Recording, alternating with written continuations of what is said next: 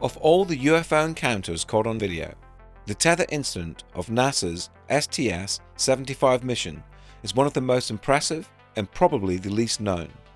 A swarm of what looked like biological UFOs gathered around a tether that was part of an experiment to produce electricity in space.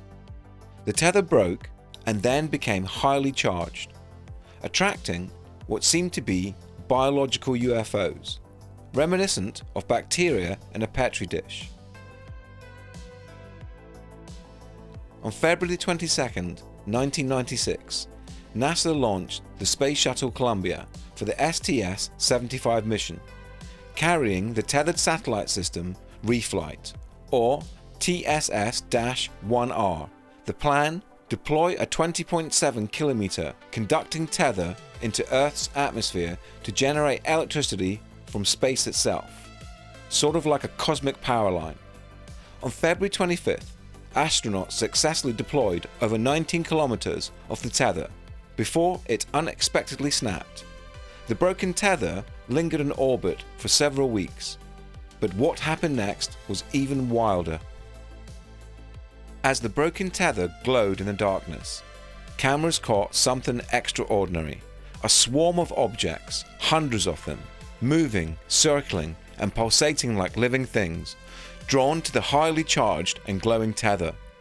During the broadcast, there was hardly any mention of the UFOs. The floating artifacts were described as debris in a short message to control. These were in no way your classic flying saucers.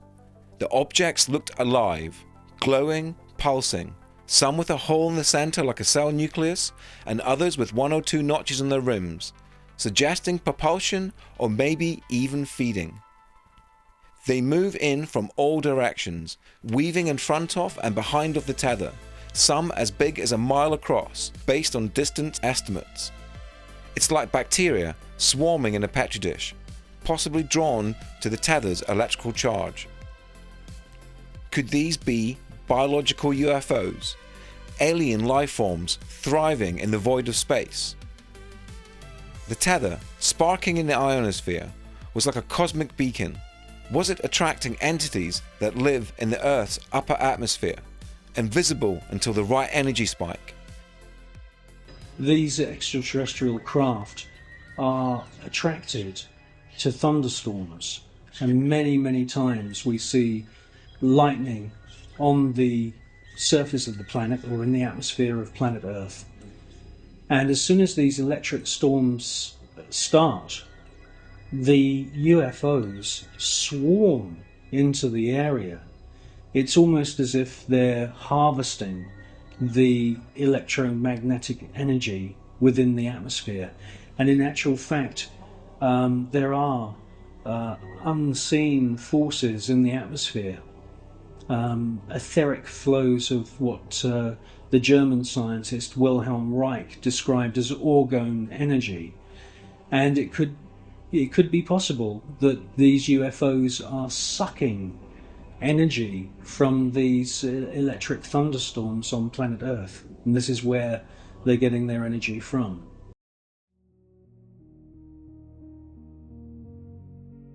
The footage is hypnotic. Each object pulses independently, no pattern, no uniformity, just life. Well, maybe. Over the years, people have tried to debunk the UFO theory, and the most popular debunk is that they were out-of-focus debris shot on a camera with a circular mirrored lens. That is why they have a hole in the middle. But as you can see from this footage of the UFOs, they are in focus, pulsing, and have 1 or 2 notches on the outer rim. Let's compare. In the debunked footage, blurry particles block out everything behind them. Now, look at the STS-75 feed. These objects pass in front and behind the tether, clear as day, with details intact.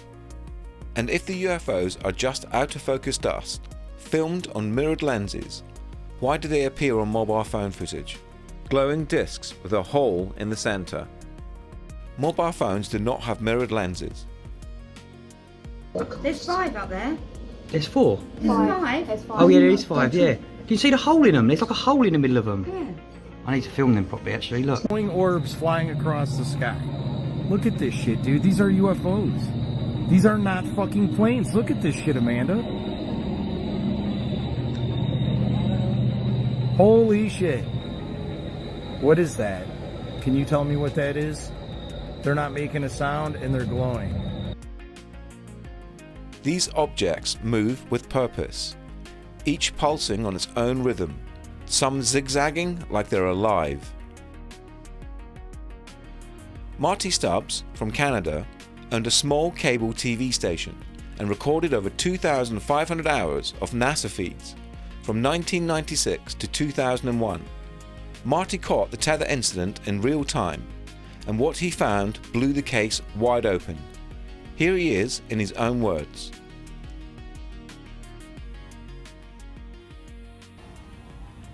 They are busy showing us from the moment it broke to the moment it's 300 miles away. And at every point... It broke? Yes, mysteriously it broke just in the right place. If it broke a little bit too close to the shuttle, it would have taken the shuttle out. If it had broken a little further on, it would have maybe destroyed the wing or something, you know? Because you hear the astronauts say, well, it couldn't have happened in a better place, you know? And then, just to continue on the distance, as these things started swarming it, and as this thing drifted away, they're continually showing us, or NASA, I guess, you know, through the downlink, this $100 million satellite.